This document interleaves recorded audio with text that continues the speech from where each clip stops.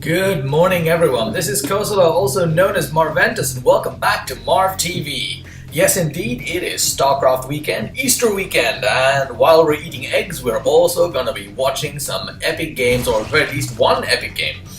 We are back with Clan Diversity. As I mentioned last week, Clan Diversity is a pro gaming clan that covers a worldwide member base and a large amount of games, and one of them is Starcraft, and I am Clan Diversity's official caster. So without further ado, let us get around to introducing the players. Here in the top left-hand corner as the red Zerg, we have Mr. Tomcat. Mr. Tomcat carrying out the extractor trick to get a couple of extra drones in there, and in the meantime, in the top right, we have got ourselves Mr. Kerdonkulus. Mr. Kerdonkulus from Clan Diversity. We saw Kerdonkulus in action last week, and we are back to see him in action this week as the Teal Protoss. The Teal Protoss, an absolutely epically huge map, as you can see here, and embarrassingly, yes, you guessed it, I've actually forgotten the name of the map. And at, what do we got, 14 supply? We've actually at 12 supply. Oh no, it is 14 supply because there was the extractor trick happening. We have a spawning pool going up at 1 minute and 50 seconds. 1 minute and 50 seconds, and over here on the Protoss side of the world, we've got pylons going up, walling off happening, of course, as you must do when playing against the Zerg. Our Zerg player Tomcat is doing some scouting. He's got the upgraded overlord there as well, which looks very cool indeed.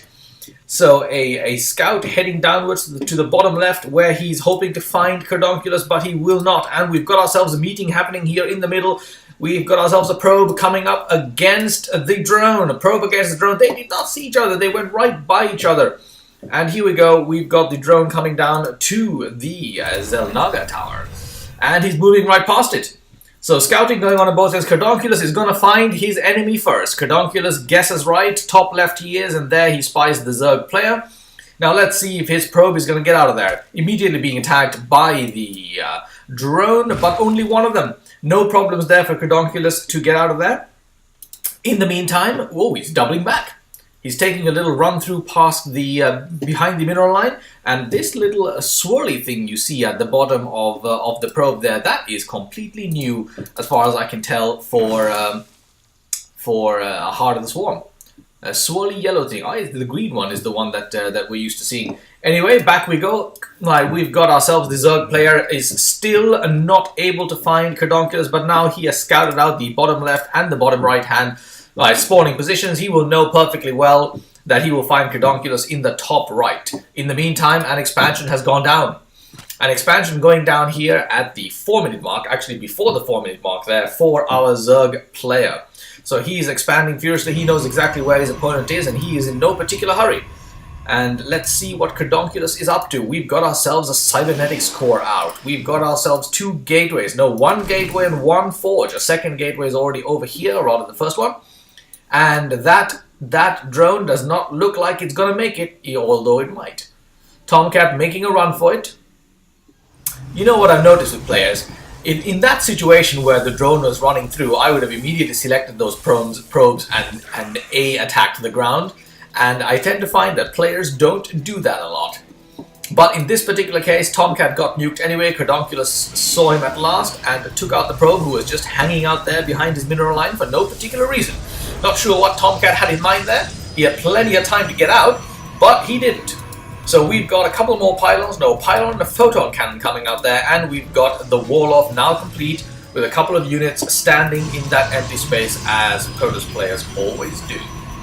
In the second wider entrance to the base, much harder to wall off this, of course. And let's see what we've got producing. We've got queens coming out. Do we have... None of these players appear to be in any considerable degree of hurry. A little bit of action here in the mid-ground, but no threat there to Kerdonkulus, who gets away nice and easy. Decent saturation happening now in the secondary mining position for our Zerg player Tomcat, who is just now getting his first gas up.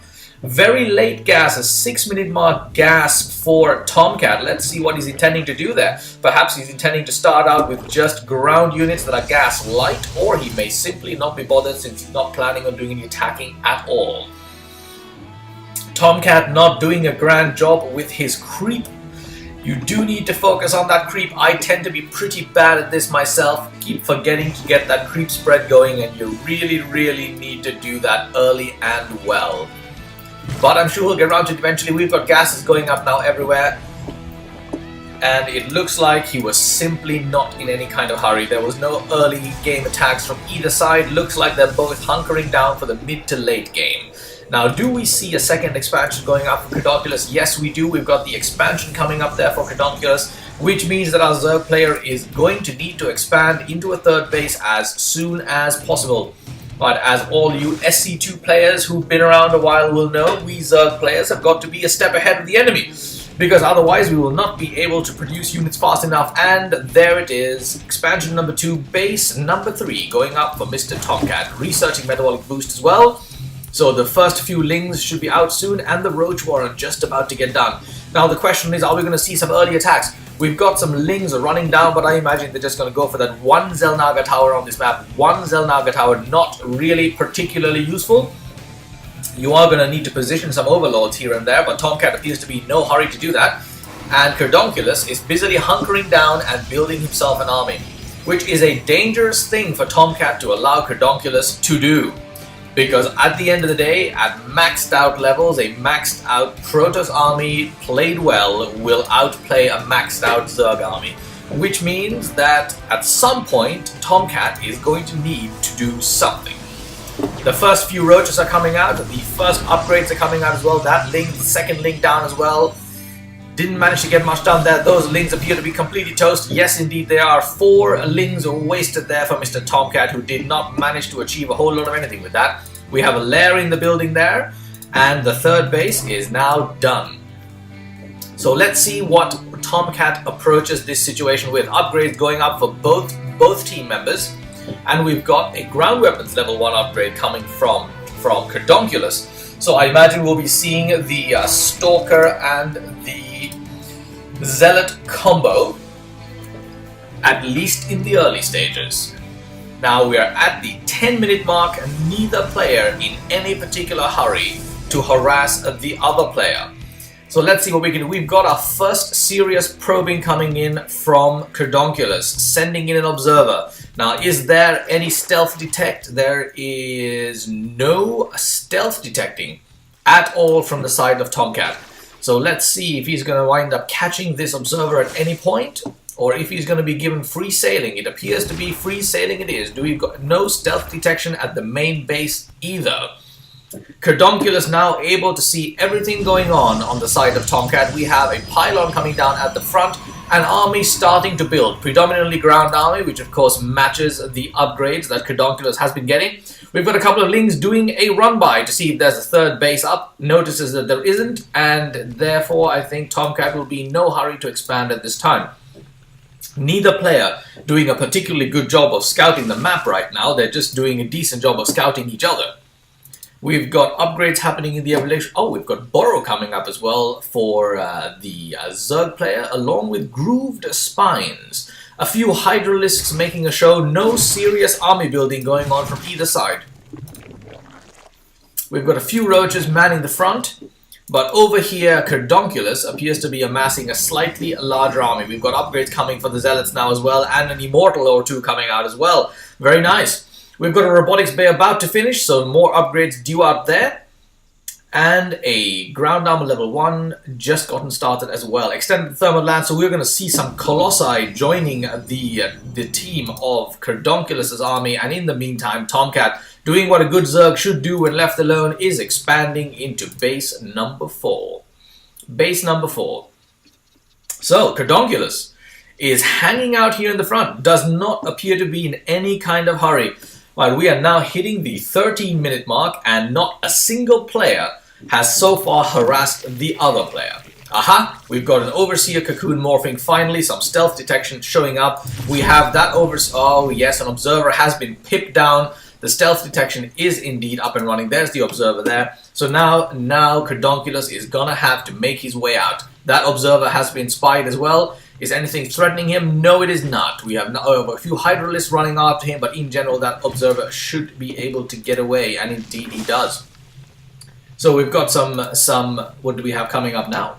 We've got even more upgrades. So with neither player attacking each other, the upgrades are coming rampant. There's plenty of economy to go around, and the army building has also begun in earnest. Let's see what we've got on the side of our Zerg player. We've got ourselves some roaches. We've got ourselves some hydralisks. Primarily roach hydra army, generally quite good against Protoss players. But at some point, the volume will need to be added. There's just not enough there to take out this particular army that is being built on the side of Kerdonkulus. Let's see when Kerdonkulus is planning to attack. We've got an Immortal joining the fray now as well. We've got ourselves a posse of Zealots, a few Stalkers, 1 Colossus, and 2 Immortals. This is a reasonably scary ball of death happening right here for the Protoss player if he were to choose to attack. And I imagine the timing will be quite right because he has just decided to expand into his third base. This would be an outstanding opportunity for Kerdonkulus to go in and poke at our Zerg player and see what kind of damage he can do. The army is not huge, should be handleable. There's a queen hanging out here in the front that doesn't appear to be doing very much of anything. But on the upside, the creep spread has started to work out well for our Zerg player Tomcat. Now, minute marker number 15. And still, what we have here is a pair of patient players waiting and biding their time. Gas going up here for Tomcat as well, who's now doing a decent job of mining his way through things. Let's take a look at what's happening. Spending. Reasonably even spread between the two players. Army size also a slight favoring of the Zerg player, but otherwise generally quite uniform. Upgrades looking reasonably decent, slightly favoring the Zerg player who has managed to get higher upgrades. This is actually quite significant. He will be able to hold his own in smaller groups. We have the first of the new units coming out as well. We've got ourselves a Viper popping out there, a little grouping of Vipers as a matter of fact. And let's take a look. Yeah, let's take a look at the income. So the Zerg player slightly ahead of the Protoss player right now. Kerdonkulus lagging a little behind on both the gas income and the mineral income. Harvester count reasonably even, although I believe, yes, we've got 1 less base for our Protoss player. But let's get back to our production tab. And where is the production tab? There it is. Upgrades coming rampant here for our Zerg player, who has been left alone for such a long time that he's busily been upgrading away. And now this army is starting to look a little interesting. Fully upgraded roaches. We've got Vipers, we've got Hydralisks, and we've got a little contingent of Zerglings, all heavily upgraded. Now, minute marker 17.5. So far, this has been Quietsville. Let us wait and see when the roar of battle will descend upon this particular game. Right, we've got some saturation going here in the third base for Kerdonkulus as well. The other 2 bases are now, well, certainly base 1 is looking completely mined out. Base 2 still got plenty in there. See how our Zerg player is doing. Similarly, base 1 mined out. Base 2 also reasonably mined out. And the other 2 bases are still in there. And what do we got here? We have got ourselves a wall of spine crawlers coming up in order to protect that large entrant. And here we've got some Phoenixes making a pop in. The first attacks have arrived. We're harassing the mineral line now. Kerdonkulus is behind enemy lines with his Phoenixes. That queen is going to be dead. Indeed it is. Some Hydralisks coming in to save the day. Is the queen going to make it? The queen might make it. No, it won't. Yes, it will. One of the Phoenixes go down. In fact, 2 of the Phoenixes have gone down. That was a relatively expensive attack there. The queen did not go down. Pipped 3 or 4 drones against 2 Phoenixes. Not sure that was entirely worth it. But here comes the Zerg Ball of Death. Not a phrase you're expecting to see at any given time, but there you go, it's a Zerg Ball of Death indeed. There are loads of roaches. Fully upgraded roaches with Vipers in tow. And do we have a few Hydralisks? Yes, we do, in the middle. And then there are some Zerglings in the vanguard of that particular ball. A little detour there for our Zerg player. Tomcat is now coming into the massive ball of Protoss that he can see. Let's see, the Colossus is pulled forward and nuked down. The second Colossus is pulled forward too. Both still alive. The first one goes down. The second one is looking a little bleak. That one goes down too. The Immortals are doing a decent job of keeping those roaches at bay, taking a few out. And the Zerg ball has significantly deteriorated. However, Kerdonkulus has lost both Colossi and a huge posse of Zealots. The roaches are still in there, and now the air has arrived. We've got Void Rays coming in to nuke down the ground units, and Kerdonkulus has come out on top. Very difficult to take out those Immortals when you just have a selection of roaches. There we go, we've got half the Protoss army still there. The entirety of the Zerg army wiped out, but we've got 21 roaches and 26 Hydralisks on their way back. Let's see what we get here. The Vipers are being chased away by a Phoenix, and the Spine Crawler wall is currently keeping the ground army of the Protoss at bay. And the newly recharged Zerg ball is right there. We've got Roaches, we've got Hydralisks, and now we got a Pylon coming up so that Kerdonkulus can reaffirm his army units much faster than walking across the entirety of the map. So a nice little first foray there, a reasonably even exchange. The Zerg player coming out slightly less good the wear, but here we go. We've got Spine Crawlers moving forward. Are they going to get pipped out? No, the Protoss player is not able to see the thing happening, so they're not going to be pipped. They do successfully move. The Spine Crawler wall has come forward a good few feet. And let's see what's happening for Kerdonkulus. He's still got an Immortal Heavy Army. Those are heavy, difficult units to bring down. It's a nice selection of units. He's got their Stalkers, Immortals, and a couple of Void Rays. Upcoming, we've got 2 more Colossi, a couple of Phoenixes, a huge bunch of a few Zealots, and our Zerg player appears to be currently chillaxing. He is not producing anything at all. I wonder why that is. Perhaps he's simply produced enough.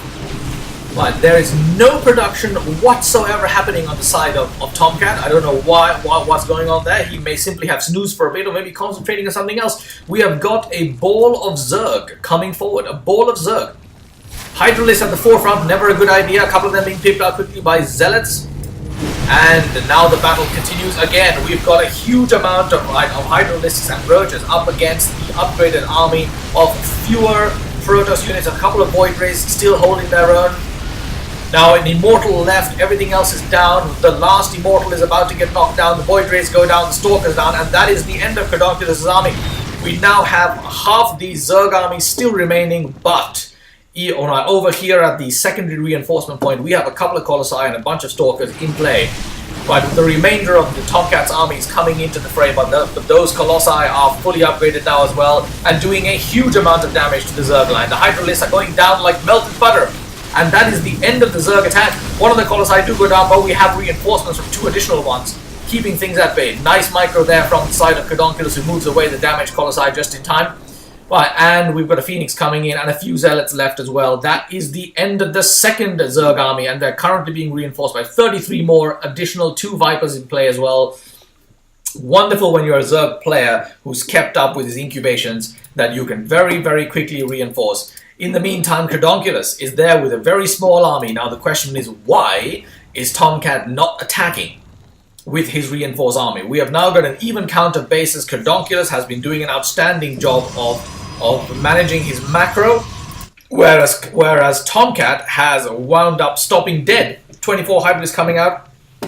Now you can see exactly what happens when a Zerg player gives up on his macro. He is going to have exactly 0 chance in being able to keep up with Kerdonkulus' excellent macro play.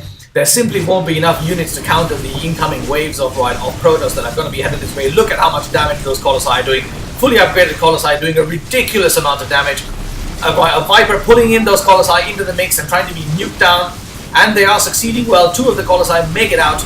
And some Zealots are there to provide some early defense, but now they are pulling back. The Colossi are pulling back into safer areas. We've got some Stalkers being morphed in the Void Ray. And look at that, the Viper grabbing that Colossus again. And is that going to make it? He's not going to make it. That Colossus has gone down. No! The Colossus does make it. Some nice running back there from the side of the Protoss player, Kerdonkulus, who manages to save that Colossus with a handful of hit points remaining, 17 to be earned by. And here we go, another little battle going on. Huge amount of Roaches being pulled down. Those Colossi are really doing a spectacular amount of damage. We've got 3 drones here for reasons I do not understand. We've got a bunch of drones hanging out. The drones are hanging out with minerals and gas in their mouths, looking confused, going nowhere. But check it out, we have got 3 bases for the Zerg player against the 5 bases of Kerdonkulus. He is going to be massively unbeatable in the next few minutes. We are now hitting minute marker 27. He is going to be hugely unbeatable. Tomcat needs to do something quickly, but is it going to be too little too late? He's getting down his 4th base, but he's really far behind now. Really far behind on his mineral count. On his gathering abilities, rather. One Colossus going down there, Viper being taken down as well. The Stalkers are holding their own pretty decently. A second Colossus goes down. The Roaches are being melted down as well. Now we've got some new units being morphed in. Nice work there from Kerdonkulus to keep things at bay and keep the Zerg player occupied while he regroups. Now, a few more roaches coming up for Tomcat. Now, it does look like Tomcat has worked his way into a little bit of an advantage. Now, is that Colossus going to make it? It's been taken down quickly by upgraded roaches. It does make it into safety. Now, Tomcat has got to push forward and do some serious damage. He's got himself a bit of a margin. He's got himself a bit of an opening. He's going for it, as indeed he should. Now we've got a Colossus in safe havens, right, pipping away at the front line of the roaches. Look at how much damage that single Colossus is doing once fully upgraded. That roach line is getting obliterated. The Hydralisks are going down like nobody's business. And we've got a few Zealots being morphed into man front lines. Nice work there from Kerdonkulus. This attack from Tomcat has completely failed. He has barely taken down a single building's worth of health. And his entire army has been wiped out by a third of the equivalent size of a Protoss army. Kerdonkulus now dominating. We've got 15 Hydralisks being popped out on the side of Tomcat, but what is he going to be able to do at this point? He's got no mining on his third base. His first base is mined out. His second base is not saturated to any degree whatsoever. This is looking bleak for Tomcat. Whereas on our Protoss end, we've got excellent gathering going on all bases. And now we've got a sixth base coming down for Kerdonkulus as well, who is staying completely on top of his macro. Minute marker 29. We should be heading towards the end of this game at this point, because frankly I cannot imagine how on earth Tomcat is going to recover from this. Right, with the ability that Kerdonkulus has to put together an army reasonably quickly off his how many gateways does he have now actually? He's got 2 there. Ooh, what's happening over here? We've got some probes shifting to the new base, not spotted by Tomcat. Does Tomcat have an army of any kind? He's got a few Hydralisks, he's got a few roaches. But that is not going to be enough to do a whole lot of anything. We've got 3 Vipers coming out, we've got 9 roaches coming out. Not entirely sure the point of the Vipers anymore, unless you've got a really gigantic ball of roaches in order to pull these Colossi into. It won't really make any spectacular amount of difference to have a lot of Vipers in your army at this point. More upgrades coming out now for the Protoss player, along with some High Templars. Scion Storm being researched as well. This could wreak some severe havoc on the ball of Zerg when it comes in the next time.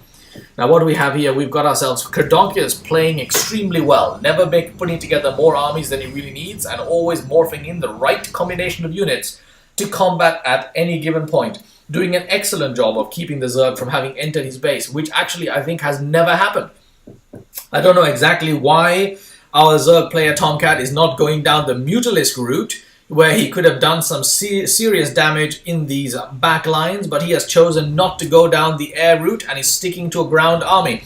And here we've got a reasonably sized ball of Zerg death heading the way of Kerdonkulus, who has got a small but well-balanced army to take this on. Let's see how we do. Those Protoss are going to be taken out, or will they? Yes, indeed they will. They get spied by the army, and they are taken out. That is a waste of probes, so what can you do? And here we go, the battle is on. The front lines are being manned by the Zealots and the Immortals, while the Colossi move back to pip from behind. We've got the front lines of the Zerg melting away under the rays of the Colossi. We've got a third and a fourth Colossus joining the battle. The Immortals are doing a ridiculous amount of damage, and they're still alive, and we've got some Zealots morphing in again. Half the Zerg ball is now doomed. We've got some nice work there from the Vipers pulling the Colossi into the middle of the Zerg ball. Let's see how this goes. The front, there come the Storms, and that is the end of that Zerg attack as well, leaving only the Vipers remaining. Nothing but the Vipers remaining. We've got a few Stalkers coming in to get rid of them as well. Will they make it out of there? They look like they are indeed going to make it out there. That is the third attack against the wall of Kerdonkulus that has failed. At this point, surely Tomcat must have occurred to him to stop doing this. Where is the variation of units? He should pop out some Mutalisks and run around the back here, but no. We have got yet another, and this does happen to even the best players. You wind up getting a little mind numb after a while.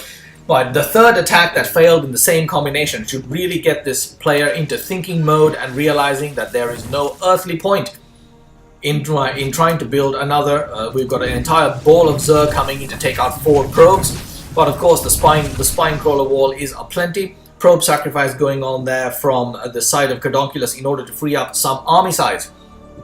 some supply for more units. We have got bases going down now in larger quantity for our Zerg player, but he has not kept up with his economy. Look at that top right, the mineral count gathering from Kerdonkulus, light years ahead of the Zerg player. Not bothering too much with the gas because he does not have a large amount of gas heavy units. Now comes a massive ball of Protoss death to poke at the Zerg base of Tomcat. This is a dangerous looking ball. Up against exactly the same unit composition that it has so successfully taken out so many times already. Tomcat, it appears, has had a bit of a brain farting moment. He is trying to harass the Protoss player with exactly the same army combination every single time, which Kerdonkulus has masterfully beaten back on every single occasion. Now he started to move around and head towards the base, but Kerdonkulus has now spotted the incursion and is on his way back. Is he going to get there in time to protect this base? He's not going to get this in time to protect this base, but he has blocked the retreat of the Protoss player. This is going to get ugly. We've got blockage happening at the bottom. We've got storms coming down. We've got Colossi shredding this Zerg army to bits. Look at the health bars. The Zerg army is going down a hell of a lot faster than Kerdonkulus army is. Oh dear God, it's an entire obliteration. The whole of the Zerg army has been wiped out.